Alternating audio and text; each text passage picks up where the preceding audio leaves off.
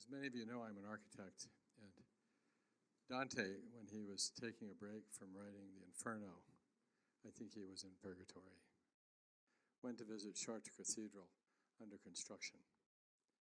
And he saw 3 stonecutters doing the same thing, and he went to the first one and said, "What are you doing?" And he said, "I'm cutting a stone."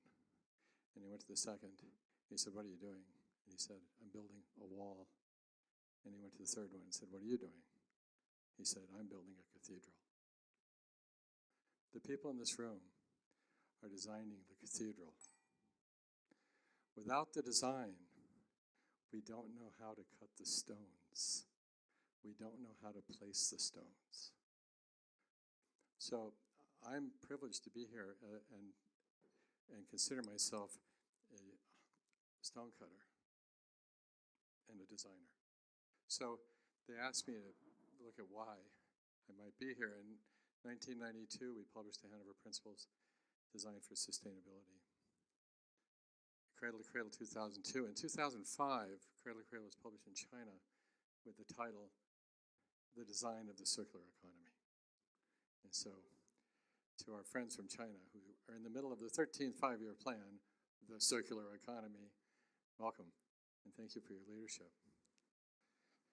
When we look at the world getting better because we're here, we realize that all these things we talk about aren't about end of life. If we keep saying end of life about our products, we might actually get it. We talk about end of use. And if we have end of use, we have a circle and we have an economy. Next use. Design for next use. So starting back in the early 90s, we did textiles that are safe enough to eat. The water coming out of the mills are clean enough to drink. There's no regulation. The trimmings are now mulch for the local garden club instead of hazardous waste. With Shaw Industries and the carpet industry, we put forward the idea of products of service. It was adopted by the industry. Shaw, now #1 in the world, designed the carpet itself to be safe and healthy so we weren't recycling PVC. Because it won't help us to have a circular economy that recycles poison. So quality first, quantity second. Peter Drucker said it's the manager's job to do something the right way, but it's the executive's job to do the right thing. Because if you're doing the wrong thing the right way, perhaps even using 6 Sigma for perfection, you become perfectly wrong. So the idea that we would do the right thing first. Herman Miller has furniture that can be reused ad infinitum, steel case. And then here a factory we've just finished in India that is covered with greenhouses and solar collectors. So they grow their own food and power themselves. So what's next? Well, up the street, you can see the Ice House is back from last year.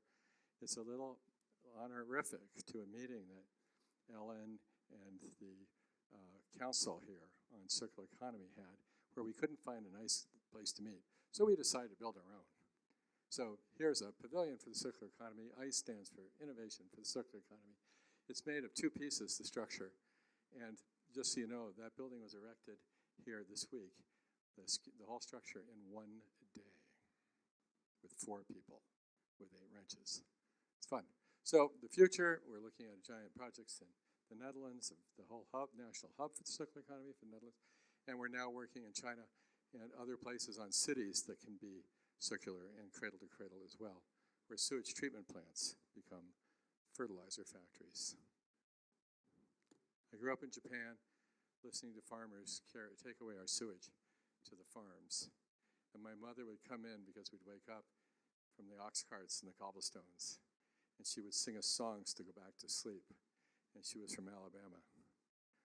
And she would sing songs, Southern American folk songs in Japanese, and the stories were about the farmers coming to collect the night soil and the honey wagons so that we could feed ourselves.